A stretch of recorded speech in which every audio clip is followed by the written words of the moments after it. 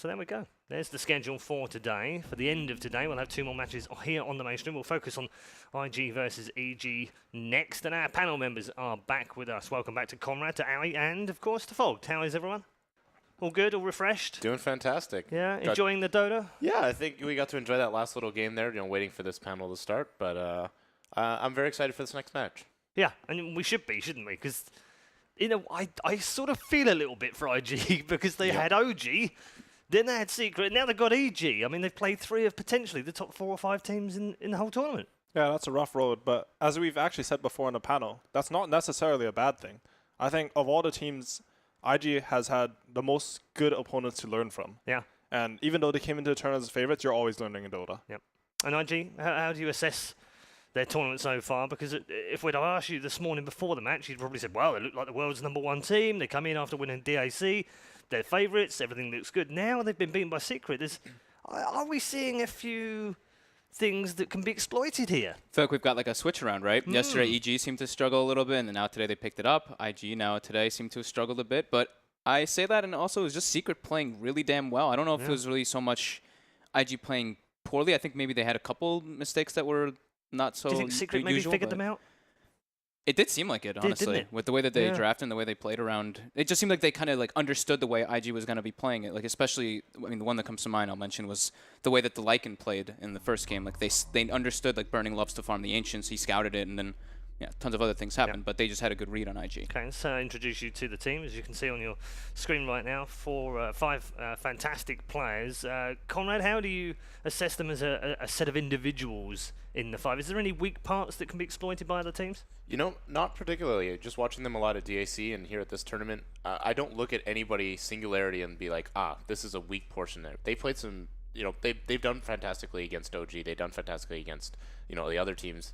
But I think Secret really had them figured out. I think Secret, studied yesterday, came in with a game plan and executed. I thought their drafts were phenomenal. You don't think maybe they exploited Baboka's lack of depth in hero choices? I mean, we did wonder, didn't we? And then all of a sudden, you take away the Riki, you take away the Monkey King. Maybe that's unsettled him a little bit. Yeah, maybe taking away those comfort picks might have been a good choice. But at the same time, I feel most of these top players are going to have a deeper hero pool than we can imagine. And, he's known for his roamers, but I'm sure he can fall back onto those, more harder supports at the same time. Okay, let's switch our attention to Evil Geniuses. And good job we've got an expert on the panel as far as Evil Genius is concerned. You can spill the beans now, you can just tell everything. You don't have to hold anything back. You can explain exactly what their mental fortitude is and how they approach tournaments and why they're slow at starting and why they're better on day 2.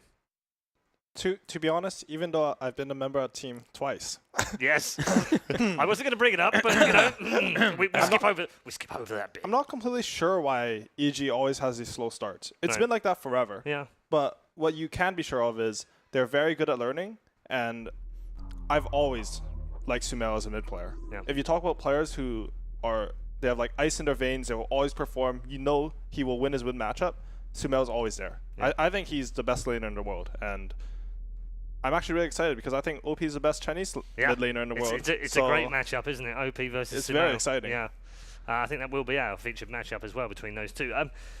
Talk to me about Sumail, because from the outside looking in, we will look at him, we know how good he is in game. What's he like in the team, though? What's he like inside the booth? Is he a calm player? Is he excited? Does he get cross with people when things don't go well? And he's trying to carry the team through to a win. How does he react? Sumail is very calm in game. Like as I said, ice in his veins. He knows what he has to do to win, and he will do that. He's a lot of a smarter player than people give him credit for. A lot of things I learned on EG, I would just learn from Sumail. Right. If you ask him to explain it, maybe he can't explain it as concisely, but it's not because he doesn't know why. Right. He just he'll explain it his own way, and you'll understand it. So, and obviously his actions demonstrate he knows. Is it due to natural ability because he just does it and he doesn't really know how he does it? I think I'm quite a few years older than Sumail. I think he's been playing Dota for longer than me. He's been playing Dota longer than all of us. I think he would go to a LAN cafe when he was 6 or 7, play with his brothers, and he would just play an ungodly amount every day until he was the best. Yeah, it's a great story. Let's take a look at that matchup as well between Sumail and OP. It is a mouth-watering prospect, Conrad. I love it when we get two players this feisty, this good, and the best in particular in their regions, if not the world as well, going head-to-head. Yeah, I mean, I think we're going to see an interesting mid matchup, but what's also going to be interesting is how they're going to be supported in that mid matchup. Yeah, maybe in a vacuum, these guys going head to head is going to be amazing, but how are they going to work together as a team? I think that's where we're going to see who's going to be the best team in this scenario. Yeah. Do you also think it comes down to how the teams play around them?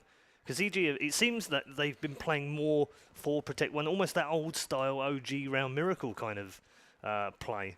Yeah, I think so. I think that's like the big difference that I was going to point out is that OP, I feel like he plays more of like the team-oriented thing. Yeah. Even though they do share like a couple similar heroes like the Lina and the Ember, I feel like Sumail is more of like the big, very flashy guy that he's making, like he's getting a lot of the kills. He's the one like full out carrying, while OP a lot of the time, he may be doing incredibly well, but he sacrifices himself for burning. Like, oh, full HP Lina. Yeah. Oh man, burning's dying. Bloodstone. Definitely the other way around though, wasn't it? At DAC, RTZ sacrificing himself several times, playing the boring life stealer, just doing the boring things that he needed to do.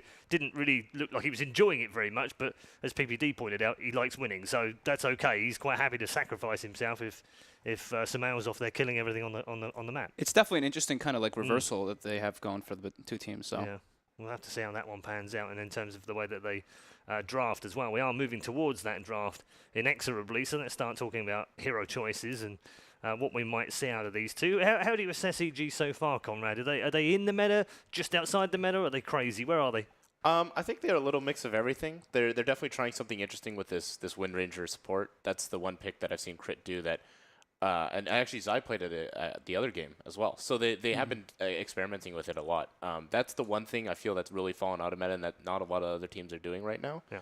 And I'm interested to see where that kind of fits in their current strategy coming into the rest of this tournament. Yeah, we remarked at DAC, Howie, that IG don't necessarily have the deepest hero pools across the team, but they're quite happy to bring out whatever they need, it seems. They'll react to the draft as it happens. To be honest, when you play against IG, I don't think you even realize they don't have these deep hero pools. Because, I mean, even someone like Admiral Bulldog at TI3, people kept saying he had a low hero pool, but if you tried to ban him out against Lance, you would never win. Yeah. The only team who had any success against that team was Navi in the finals, and they didn't target his heroes. So it's very hard to say players with low hero pools are susceptible. Yeah. Maybe they can be exposed, but they'll be exposed for one game. I'm sure Baboko will come right back. Okay, we're going to get into our draft. Fog, what do you think EG can learn from Secret, if anything, from the way that they actually beat IG? Do you think Crits have looked at that and gone, ooh, we could take some stuff out of here? Maybe Fear's had a few looks at the drafts and thinks, yeah, we can emulate this. I think, like we were mentioning, try to the first ban already shows it kind of in a way, right? The Ricky ban, they're trying to put Baboka off of his comfort just because he's the one who does like the massive amount of space for this team. I was actually curious to see if IG was going to ban the Wisp, and they did because everybody else is doing it versus EG. So. Yeah, and they've gotten rid of the Lifestealer, which I guess is big respect for Arteezy as well. So they're leaving the mag. That's that's kind of interesting too, is that we haven't seen Lifestealer do very well at this tournament whatsoever. And we have two great players on it though in this game, so it's very difficult for them to leave it. And I'm wondering if something happened during scrims or something like that where Crit's Wisp is just an insta ban. I think they play it very well, and if there's a team that I would say that plays around Wisp very well, it's Evil Geniuses. Yeah. So I'm wondering if that element alone was a big thing. So they go for IG have gone back for the Trim, which they did in that last game against Secret. It does leave some tasty options here for EG. Monkey King is still there. Monkey King was left. The Magnus was left. They could take both if they really wanted to. Monkey King has, like we said, the win rate on that hero is not looking the greatest. It's still around 20% or so. I feel it also just ends up being a comfort pick because everybody was playing it in the previous patches, so everybody really knows how that hero works. And it's kind of one of the things we discussed, off stream a bunch was once you get a basher, that hero becomes 10 times more effective. Okay, I think Fog, you pointed this out yesterday with Evil Geniuses. You felt like they really valued that Nature's Prophet. Yeah, they valued the Nature's Prophet, and also like today they showed it too, the Wind Ranger. Like I wouldn't be too surprised if they even grab it here. They did it earlier. I think Fear on his offlaner they've been running the most, even in scrims, from what I've heard. They really like to be able to pressure the enemy safe lane, and Furion's great for that. You can use the Treant to block the camps, you can pull the wave around. The extra base damage he got in this patch just makes him incredibly strong in 1v1s. Okay. Wow, an early pick Invoker. Now this is very early for a number of different reasons. Firstly, at the fact that Crit doesn't normally pick up carry mid-heroes in the first 2 picks. Almost ever. He's trying to save them to 3rd, 4th. They haven't ran a support Furion, have they? And secondly, we don't They have haven't, but Magnus. Zai's played it Zai's quite a bit. played in the past. support Furion too, so I think that could be something that they like leave Yep.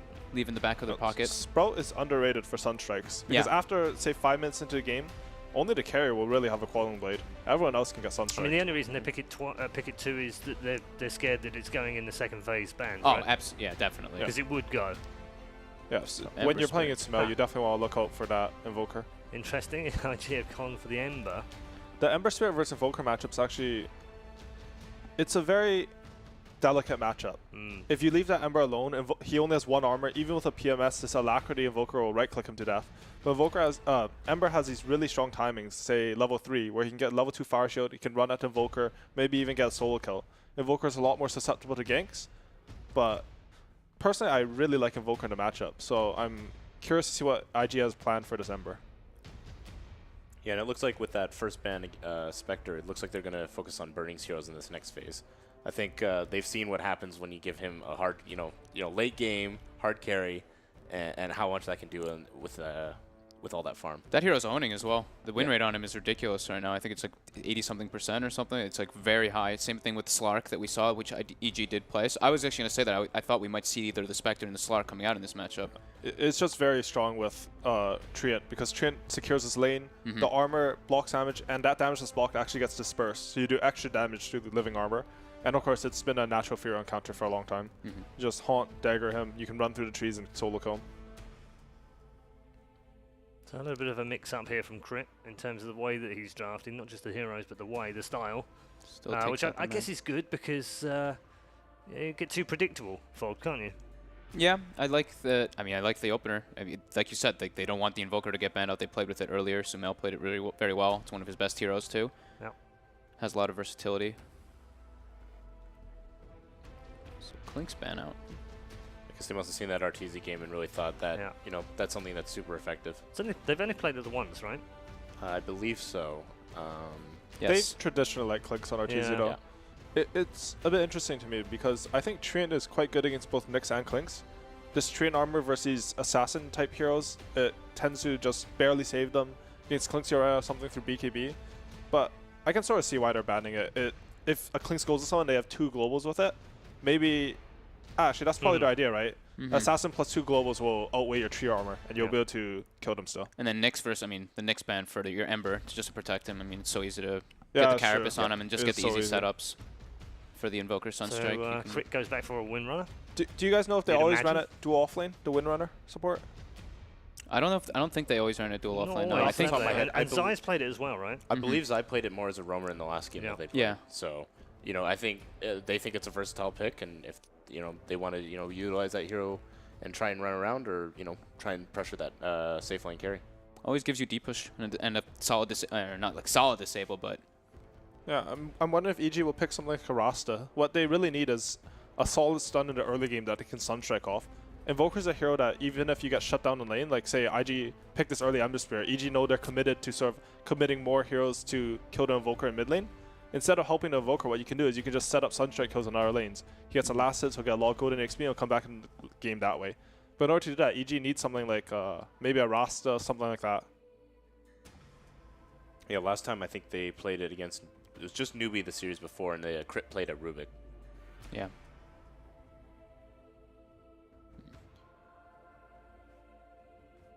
Well, I think what IG wants to do is they want to just...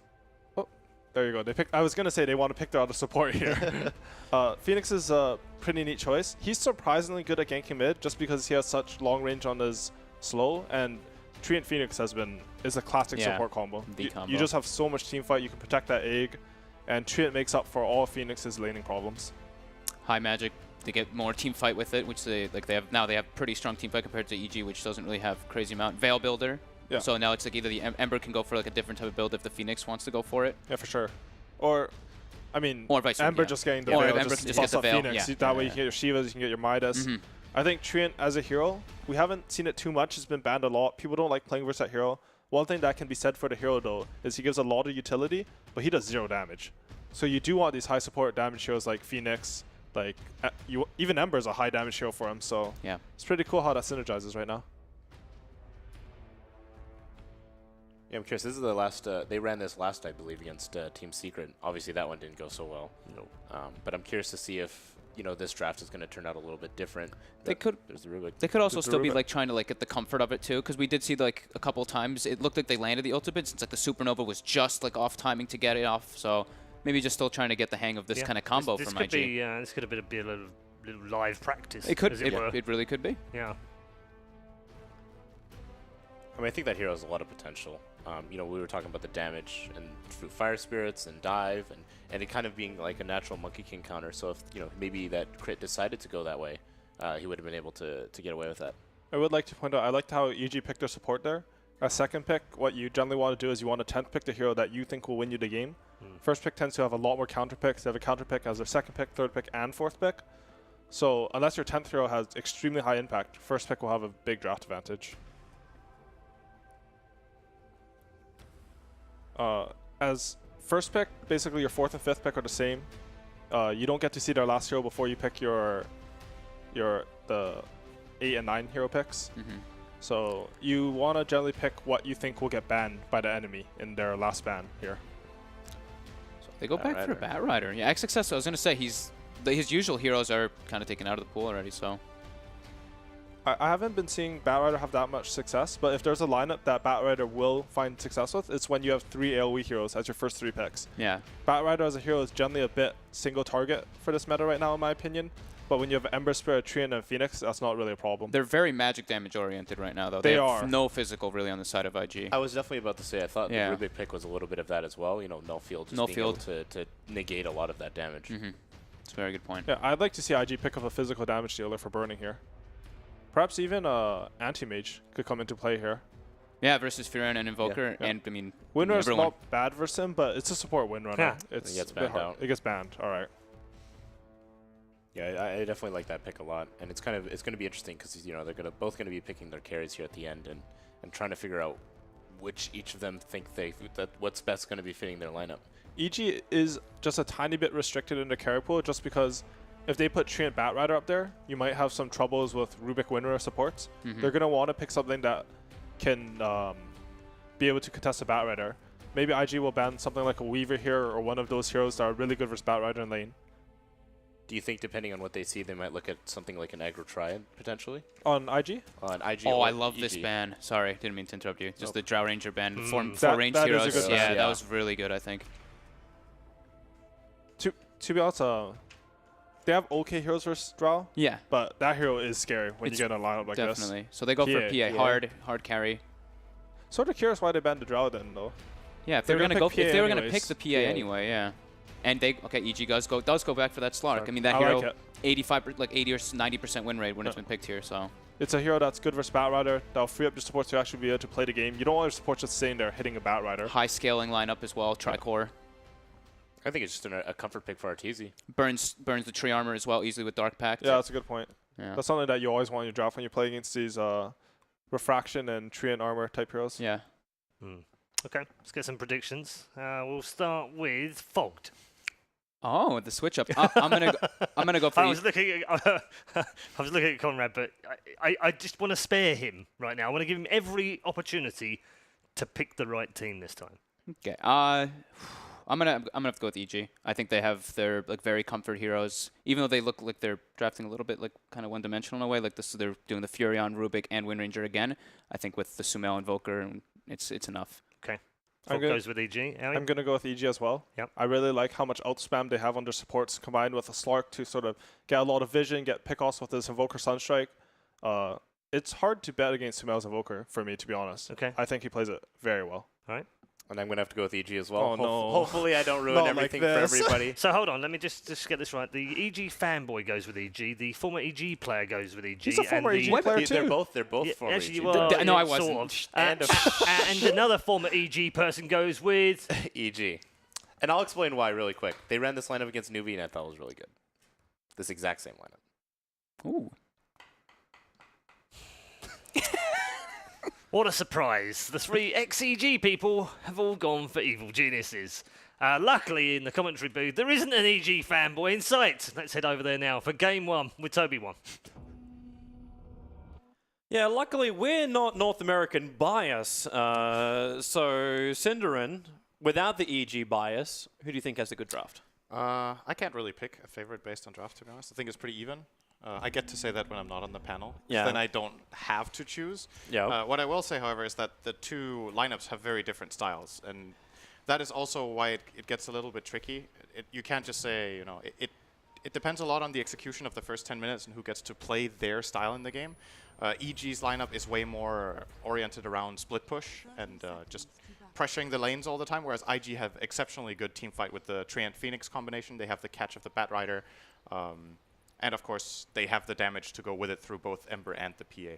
Interesting for me, though, like it seems like IG have completely changed over the last few games. They were really dominant, started out 2-0, I think. They won their first 4 games. Then they hit a bit of a bump against Secret, and it looks like they're rethinking themselves a bit here. So what I'm wondering is, are they trying to learn something more here, or are they starting to doubt their other strategies? Because a hero like Magnus was available in the first phase. They didn't go for that this time. Yeah. There was another hero that we noticed that I'm forgetting here that was available to them. We're talking about the Juggernaut was the other one. There was a Juggernaut that they could have also gone for. Yeah. Absolutely. Because they banned out the spec instead, so they went for the... Yeah, but without the Empower and buff they're playing which Bat Rider on XXS, which hasn't really been successful this tournament. But they didn't really have another choice for him unless they went for the Magnus. Like, that was the only other choice that would be able to get around the Treants. Because, like, what else? Clockwork or question mark? What do you try and run there? There's always options. But, yeah, it's definitely something different here. Very important for, I think, mainly IG, I would say, definitely want both their Ember and PA to get off to a good start here, because the problem is if EG get the better laning stage and start snowballing a bit, oh, this could be nice the for split mid. push can become a problem really early. OP's up a fair way now. Okay, now Zai hasn't leveled anything up. I thought for a moment he might try and combo for a Shackle, but then you realize that Samel only just cracked level 2. Yeah. And didn't have much to work with. It's good harass. Oh, he missed the power shot on the Flask. That would have been really nice for him. So OP is still full HP. Bottom lane. They're actually running the Treant in the safe lane as a support here, together with the Phoenix. This is obviously a great and very strong tri-lane. Phoenix and Treant together can do a lot of damage and have good slows. Treant's base stats are amazing as a lane zoning support. But Furion is one of those heroes that are annoying to deal with as Treant, on the other hand. He has 1 armor. He didn't go for a stout shield or anything of that sort, so it's kind of two-way bullying. Yeah, he went for the Leech Seed instead, so just tries to use the fists, and the first time he did that, he took more damage. The trees attacked him, and Bobica lost just as much as Universe did. And Q went for Fire Spirits, so not opting for the repositioning slow in Icarus Dive that I do think they could maybe force this Nature's Prophet out of lane by just skilling all 3 of their slows and just going at him right away, pretending that the Treants don't exist, but maybe they're worried that it's going to disrupt their lane equilibrium too much and obviously want to focus on getting Burning off to a good start here. Nice pressure from Sumail in mid. I do think it was AUI who said on the panel that he really likes this matchup for Invoker. I think he said that at least. In my book, at least, this is definitely a good lane matchup for Invoker. Invoker. Oh, that's Sunstrike.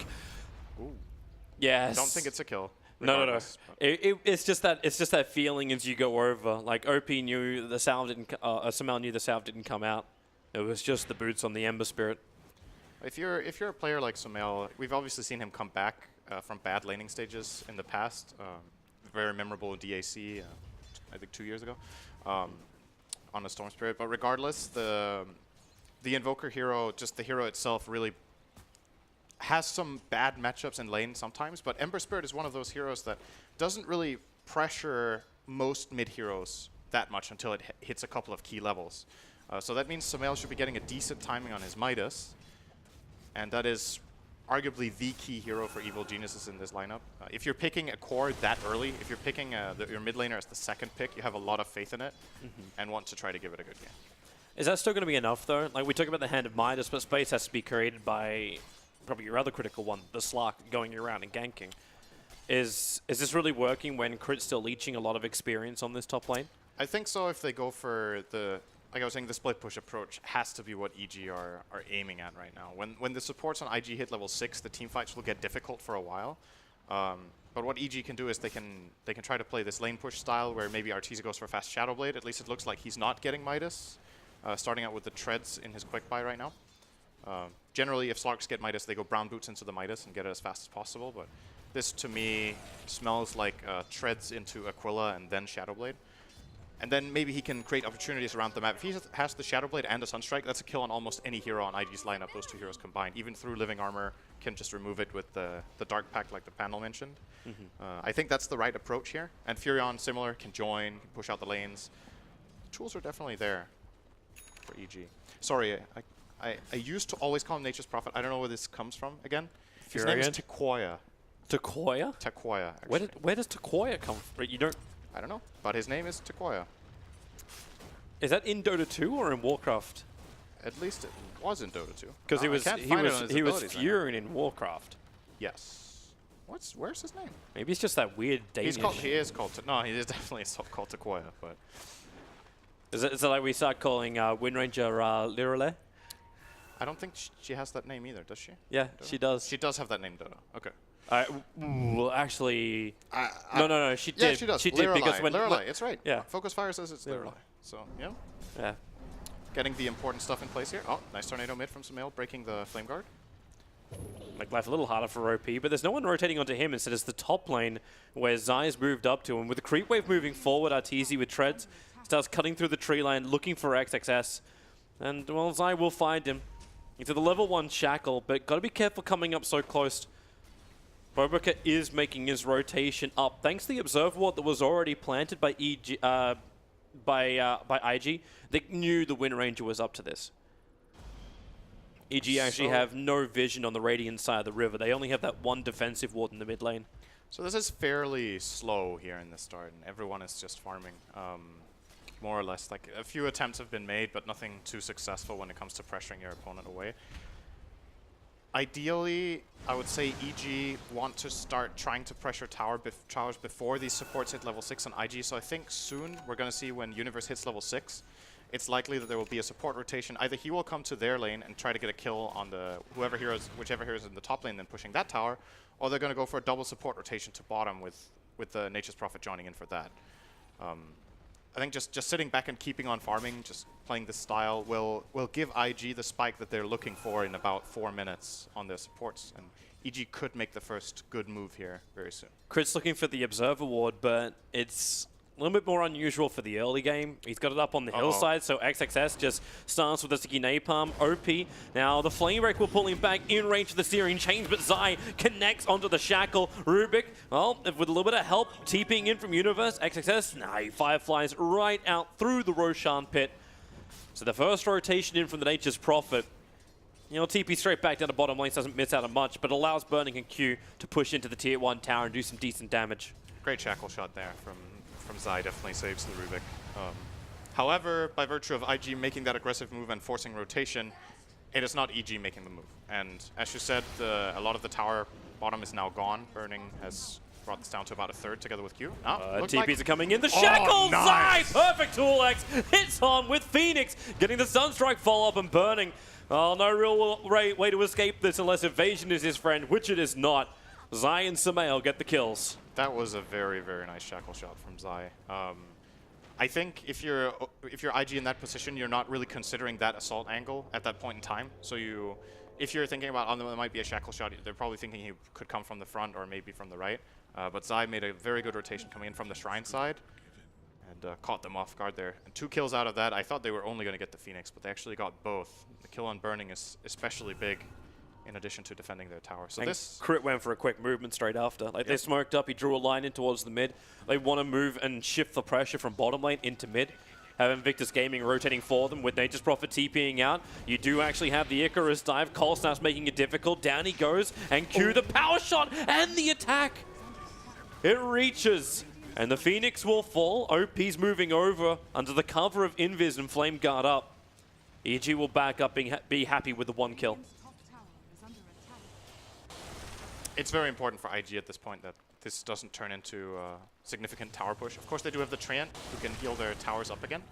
He doesn't have Living Armor skilled, however, so this is that sweet spot for EG to get that done. But I wonder when we're going to see or rather what we're going to see from this. But actually, Batrider does have the Blink Dagger on Quickbuy, and he's only 700 away. So this move from XXS that will really start their lineup off. We haven't talked too much about them in terms of starting fights. That we said they want to do team fights, which they definitely do, but they need to set up the conditions for a team fight in the first place. Batrider Blink Dagger is a great way of doing it. Speaking of him, he's going to get jumped here by the Slark. The Sunstrike's going to be off target, however, and Arteezy can't keep him controlled.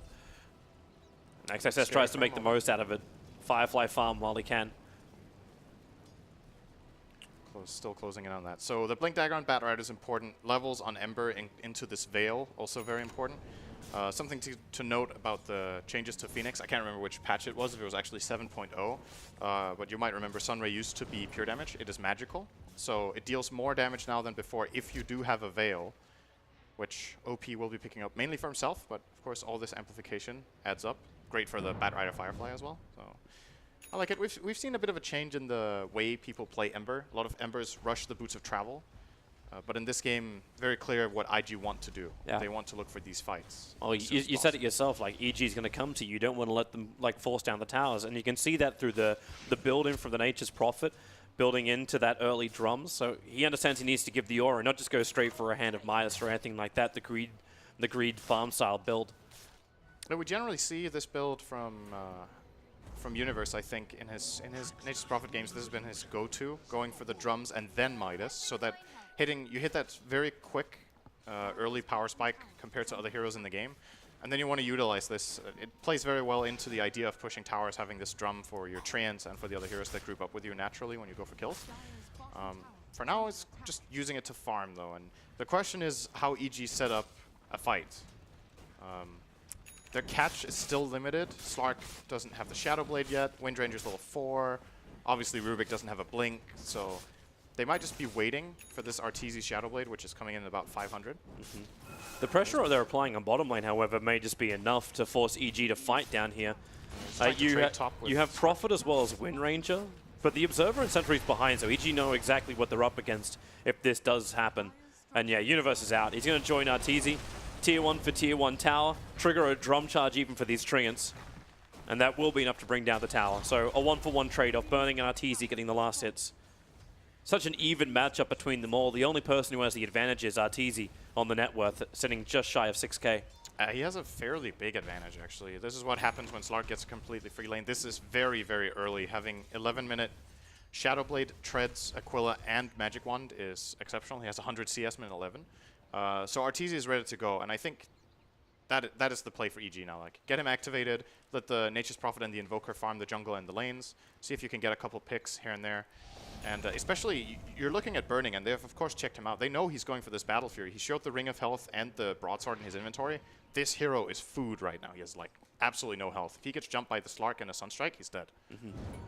Oh, crit. He was just walking up. He saw the Spirit, but with both Burning as well as OP there. They have the damage. Burning's trying to TP out. The Sunstrike, OP was almost tanking it as well to try and save Burning. Wasn't enough. Bobrika, now he's the man who has to fight up against Arteezy. The Sunray's turned on. The Spirit Jump, OP blocking up Arteezy, even inside the Shadow Dance. Arteezy just has to leg it away. But a 1-for-1 trade-off. You're very happy with that if you're EG. Yeah, it's a great trade. They lose their Rubik. Arguably, maybe Crit didn't even need to be there before Arteezy got in and scouted for him, but at the end of the day, he kind of just baited IG into a bad position, and they got that key kill. And you just saw it there. I don't even know if... I think Crit dealt 0 damage to the PA. She was full health, gets jumped by Slark and Sunstrike, and he dies. And that Sunstrike was even split with the Ember. Yep. So they have way overkill on him right now, and there's nothing in sight. Max Exort. He's already done it. This is looking very, very good for EG this early into the game. But now it's IG's turn to fight. They smoke up and invade into the Dire jungle. They got that Blink Dagger of XXS they really want to be using. So actually it's the Dire who scan a little bit closer towards their own Ancients on the south side. Oh, it just expired when they were about to get in there. So XXS will avoid it. He's still waiting for someone from EG to defend. OP and Bobrika just pushing it. The power shot's looking for something else. And okay, IG are really uncertain about this. And understandably so. They need to play underneath the sentry ward. Arteezy's just on the edge of the detection of the ward. Now he'll walk into it. There's a couple of problems for IG right now that they have to play around. Their Treant isn't level 6. It's 13.5 minutes in. He's still got 2/3 of a level to go. So Bobrika having a a pretty bad game by his standards in terms of levels. And when Burning is going for this farming build on PA, he's not combat ready. So this fight in mid was effectively a 4-on-5 where he wasn't even there. And that's what I was talking about earlier. I don't know if IG are a little bit out of their comfort zone in some of these games, but this doesn't look as sharp as they did on the first day. Especially in terms of the synchronization between their lineup, this seems a bit out of place. That they want to try to team fight, and then their PA builds the split pushing build. Whereas when they played OG, for example, and they went for the anti-mage with the ultra farming build, they were dodging like no tomorrow in that game, playing full split push themselves. But this is like two directions, and it makes me wonder, is the only playstyle they play Burning on just like farm, farm, farm, farm? Maybe. Because that won't work every game necessarily. Bobica found a friend, started with the leech seed, then went in for the punch. Universe TPing out, but the damage should be more than enough. Burning will find the kill. That's big for him. That's his Battle Fury almost. He's going to get it. Unless OP steals his 2 last hits with the illusions. Pretty sure B-God isn't pleased with that. Is he going to sell something? No, he's going to wait a little He's bit. got it. He'll have it in a second. So Arteezy's going to be pushing out this top lane. I think what he's thinking about here is if he shoves in this lane, he can place a good lane ward and then maybe make a rotation to another lane. But he needs to be careful. He didn't get the Dark Pack off. Blink Lasso, have they got enough damage with the Sunray? Arteezy going to go inside the Shadow Dance, but all you got to do is follow the puff of smoke and keep the sticky napalms up. But Arteezy, it'll wear off, and now they try and turn it around, and with the Sunstrike, Samael gets a rebuttal. That's just on the edge there. The max level Exort. It's so much damage right now. 475 pure damage on that Sunstrike. That's half of Phoenix's health. And I was expecting like another TP to come in from Invictus Gaming before they attempted that, but XXS really believed he had that. But without any kind of dust, like he's carrying at the moment double infused raindrops on this Batrider and not having any dust to speak of. So what are IG going to do now? I'm very curious about their plan since the Battle Fury is now online for Burning, and they now have their level 6 on Treant. So this is where options open up that they didn't have before. In my opinion, their lineup just got like twice as strong by having Overgrowth, because now they can protect their egg. The only hero that can realistically really get hits off would be the Slark Dark Pacting off the Overgrowth and then attacking. Everyone else will more than likely get hit or not want to really run into this Ember right now and the Batrider. There's going to be a lot of fire everywhere that they have to get through. And it looks like Burning is working toward Deso now. So a bit Full of both, combat? bit of both worlds here with the farming item of the Battle Fury and then the combat item in Deso. In a way, Deso is more or less mandatory on PA right now, the way the hero is played. But this Battle Fury I haven't seen for a long time. This is very unusual. That's what happens when Last time I doubted Burning, he ruined my predictions. So let's just say this is good. Hey, this time he doesn't actually have the Battle Fury plus the Empower. That Sunstrike's on the Mark Q. Down to 110. He was just standing still, however, so it was a fairly easy Sunstrike. It's still important for IG that even if they take this harassment and get pressured a little bit, EG are not knocking down towers. Bobica has a point in living armor, so this mid tower is slowly getting healed up. And the game is relatively quiet right now, and that allows for Burning to play the way he wants, at the very least. Question is if this PA realistically will win this game with her farm and together with the Ember. If that core matchup is good enough, once the Slark obviously is... He's closing in on a Silver Edge, which we know is an exceptional counter to the Phantom Assassin. We might see Nature's Prophet get a secondary one later on. And a lot of pro players consider Invoker to be the absolutely... Like, if you could just pick any hero and have it in the ultra late game with full items and everything and have the right player on it, a lot of people say Invoker is like the best hero in the game. Late game, this hero just does so much when BKBs are low and you have like this massive array of spells. It's troublesome for IG to deal with that, I feel. So I'll see how IG deal with EG's aggression. They 3-man smoked underneath their Southern Shrine, and now IG will actually smoke as well. They're pushing up to maybe wrap around. Samael is the primary target, and XXS blink in, lasso on back. They keep him in the Sunray, and Max Spirit committal, so Samael will fall. Rubik reveals himself by actually stealing an ability from down inside the Radiant jungle, but with the death of Samael, EG will not take the fight, and they will also not defend their Tier 1 tower. it's always a big moment and one of the most annoying moments when you're playing if both teams are looking to make an aggressive play at the same time and one guy is semi-baiting, but the bait isn't ready. Samael got jumped 10 seconds too early there. His team wasn't there. So not only do they get that key kill, but EG's move also becomes obvious because they're not showing elsewhere on the map. So they effectively like made two plays at once. They avoided a play and made their own play here. And EG, like you said, didn't really get much out of this. Bobica. He was on the edge of that dust. Makes a break for the tree line. He stole the bounty rune and will TP out. Slippery. I'll say little tree, but he's really not that little. By the way, if you remember 10 minutes ago in this game, the supports of IG were clearly behind in terms of experience, but just this one kill on Invoker is worth a lot for them. The Phoenix is now level 9 and almost a half. Will be getting his Hand of Midas within a reasonable timing, I would imagine. I'm guessing that is what they go for. Treant is also going for a Midas. Delay this Seems game to up. be I think we talked about it earlier that it seems like if you go 4 Midases or more, I think the teams with a lot of Midases, like that many, have a pretty bad win rate. 3 is like the soft spot. EG's timing on this one. The Flame Break is going to push both Arteezy and Universe outside of Roshan. They were hoping just to snipe it out, but it won't happen. OP's pushing in the mid lane. The bottom lane was already being pressured as well, so Prophet's going out to defend that. So EG missed their opportunity, leaving Roshan a little injured. Good read from IG, and I think if they were in a slightly better position and they're a bit earlier, they might have just been able to try to force a team fight in the area. They have all their abilities ready, but more than likely they're happy to just take it easy, wait for Burning to have the Deso, because then maybe they can snipe the Roche themselves. They know that this will be a very quick kill for them if they just have any sort of key information around the map. However, the warding for IG is only centered around their own jungle. They don't really have much information to go by as far as EG's movements are concerned. EG at least had that one observer ward that scattered the PA rotating in. So they do understand what's going on, and Burning started it before the Desolator has arrived. So Arteezy, Sentry Ward is down, so if he wants to Silver Edge himself into the pit, it's going to be visible, and there it is. They actually see him running in. He'll get hit up by the Sun Ray, dropping down low. Searing Chains doesn't work. And with a jump away with Dark Pact, and Roshan now sits at around 50% of his HP.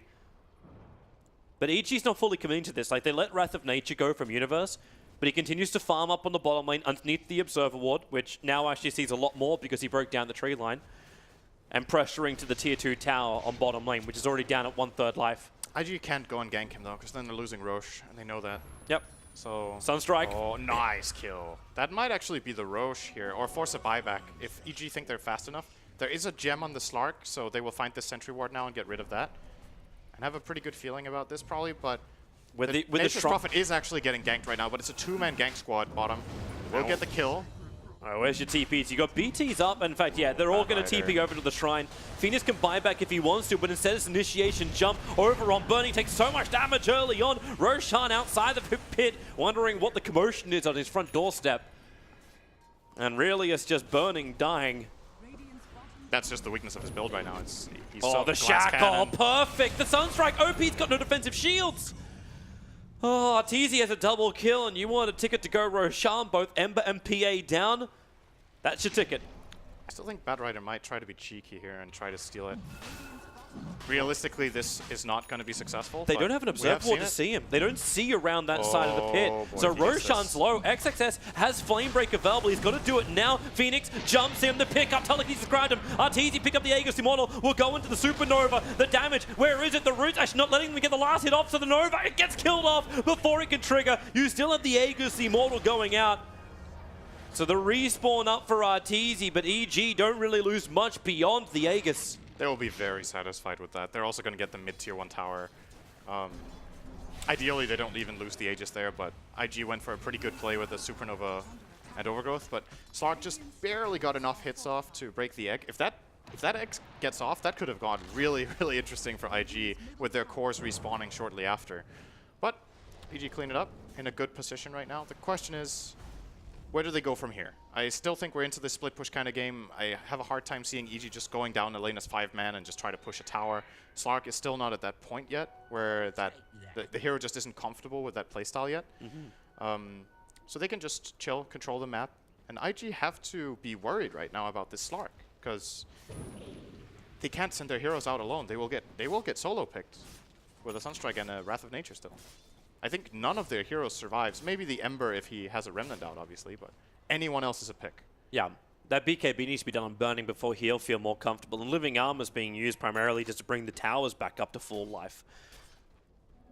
So they don't really have that to work with either. And Samael, like, he Sunstrikes down this kill, keeps getting more. He's 4-1-5 on this Invoker, has the highest net worth on the field, and is now building himself towards a Lincoln Sphere. So Batrider initiation onto the Invoker is going to become more and more difficult. Bat is still keeping up a pretty good pace on his farm overall. Like, it's not ideal, but you can obviously deal with the Lincolns by using your Force Staff aggressively, and generally when we start seeing that being effective is when Batrider also has a BKB, because you can't use your Force to get out then you have to be able to sustain a little bit. So when that BKB comes out, that might be a play, but absolutely, I still think it's the right choice here from Sumail to get a Lincoln, since there's not much else that can break it. I guess Leech Seed, and also Stifling Dagger and Phantom Strike, actually. But Burning doesn't really want to commit in on that Invoker. I think he's going to be in an awkward position unless the supports get in the first place. And more importantly, it's just about the split push, right? Like, Sumail is not going to expect to get ganked by the PA when he's out split pushing. It's more than likely going to be Bat plus a BOTing Ember. IG's trying to prepare themselves for a fight.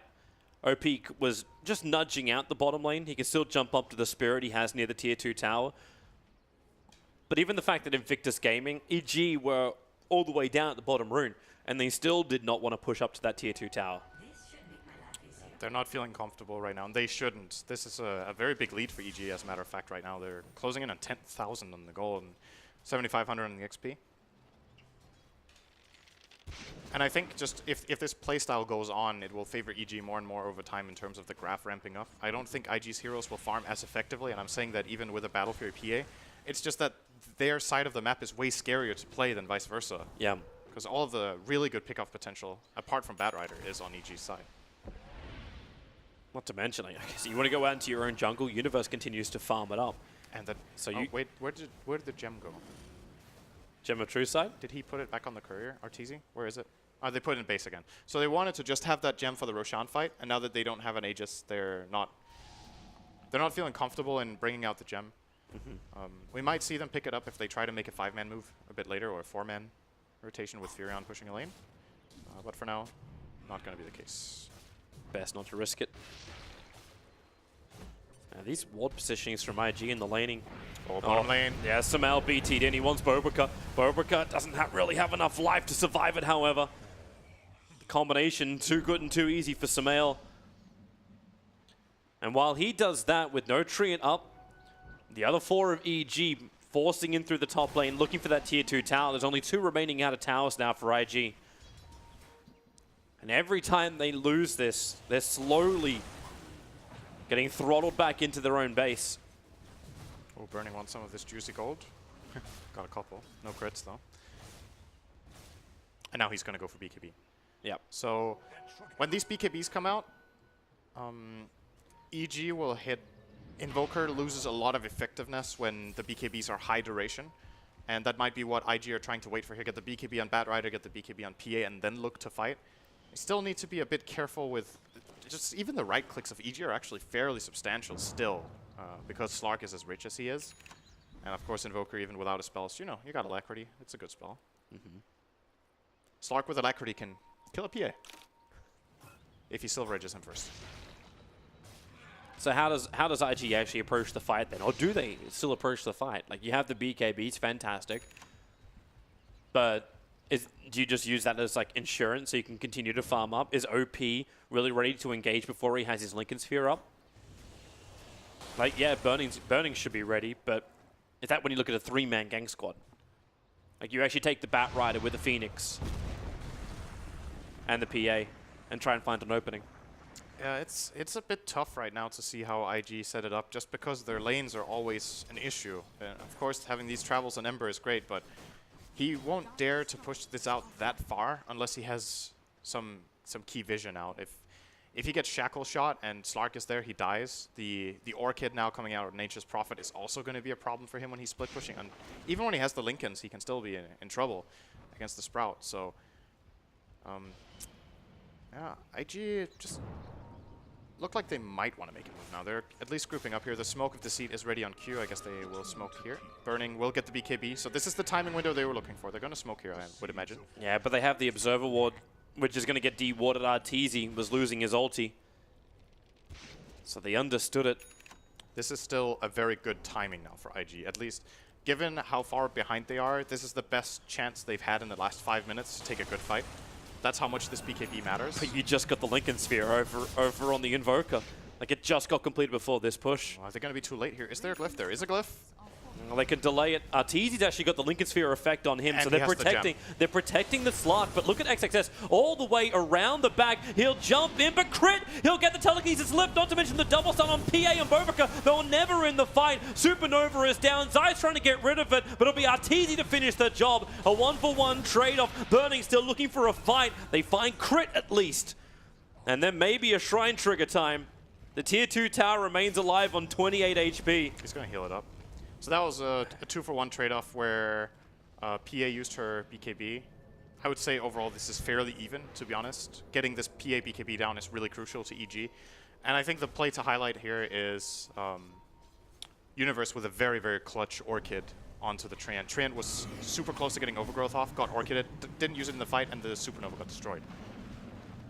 Very, very important for EG. Also, that fight could have gone very, very the jump up. He has Lasso, but he was hesitant, worried about the Dark Pact. Batrider against Slark is always a mind game. It's like, do you think he has reacted? Who's really baiting who? At that time, he actually hadn't. If he went for the instant Lasso, Dark Pact wasn't triggered. He still needs to Force Staff first as well. And then if you get the Lasso, can you realistically pull him to your teammates when you don't have the Force Staff to bring him down? It's one thing to catch him with the Lasso, but the follow-up needs to be there. If they don't burst him in the Lasso, he's just going to ulti and run away. So, tricky. Oh, that ward did not work out. Oh, did it? Oh, crit, the pickup, the throw down, Sunstrike, a little bit off the mark, but the Shackle will be on the mark, on top of Burning, holding him in the tree line, not to mention the trees of Universe controlling the Phoenix. So 2 heroes down, Bovika's on the run, Tornado will pick him up. The power shot won't connect, but he does take some fall damage, and with a gem on Arteezy, nowhere to hide for the Treant Protector. Sometimes getting de-warded is a good ward. It was right under a sentry, it baited in Burning just to quell it, and they saw the opening on him. 2 IG heroes were dead, arguably a pretty aggressive positioning from them, given that they were 3 on 5.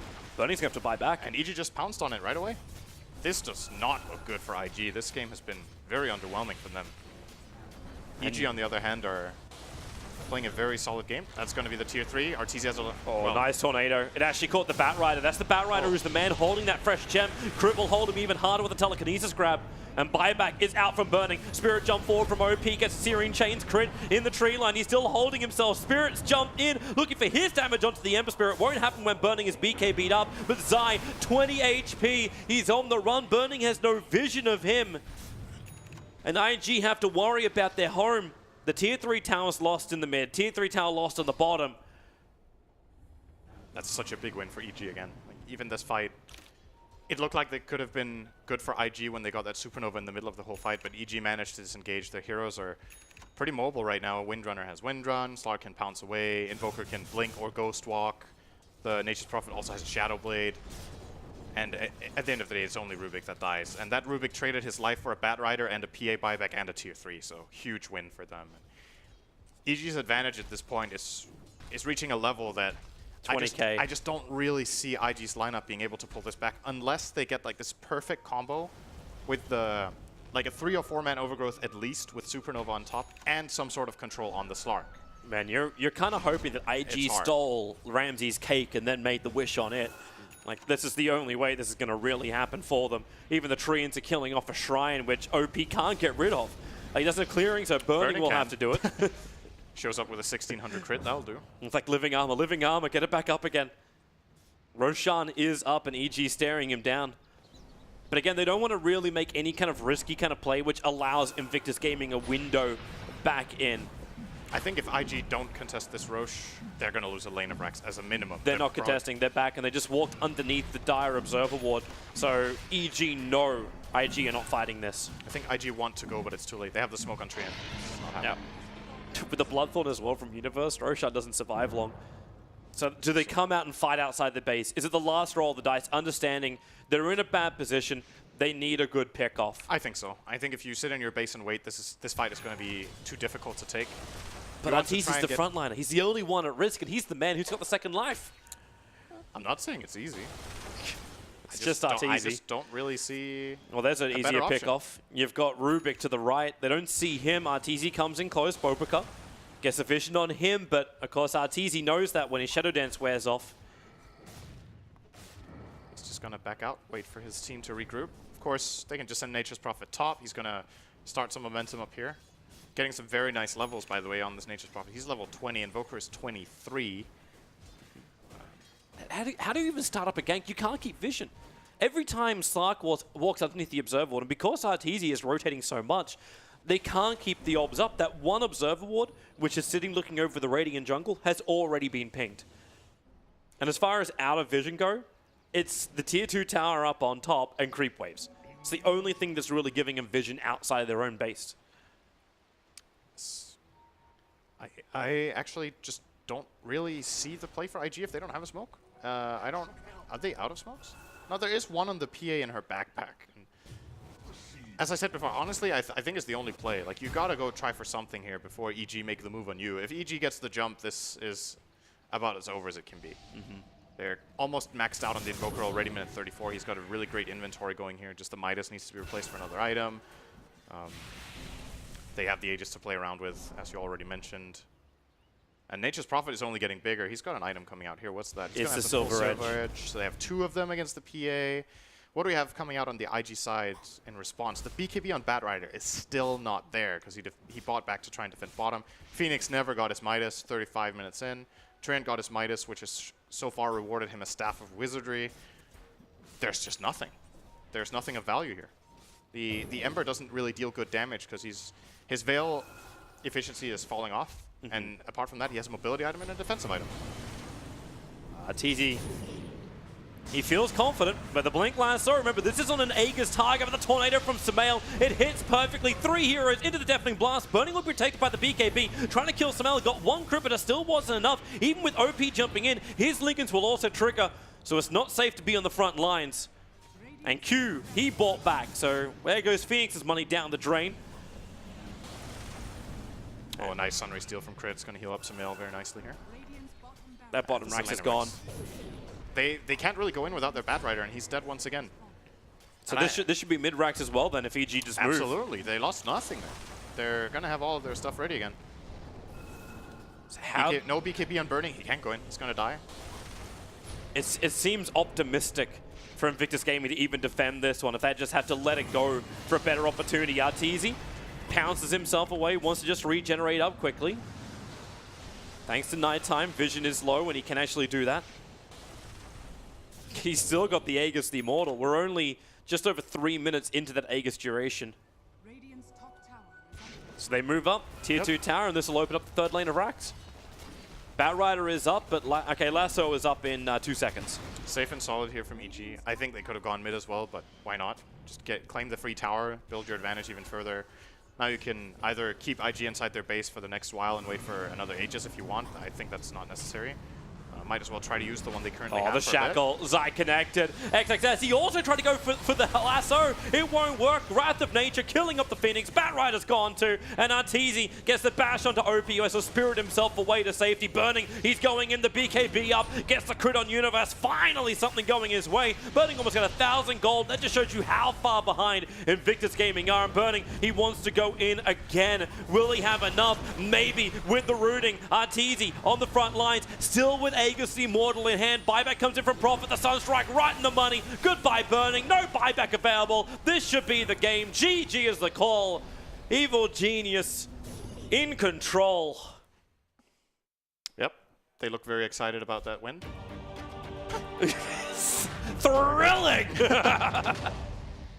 Arteezy is just saying, nice push. Yeah, so another day at the office. So just Very good game from EG. At the same time, IG honestly just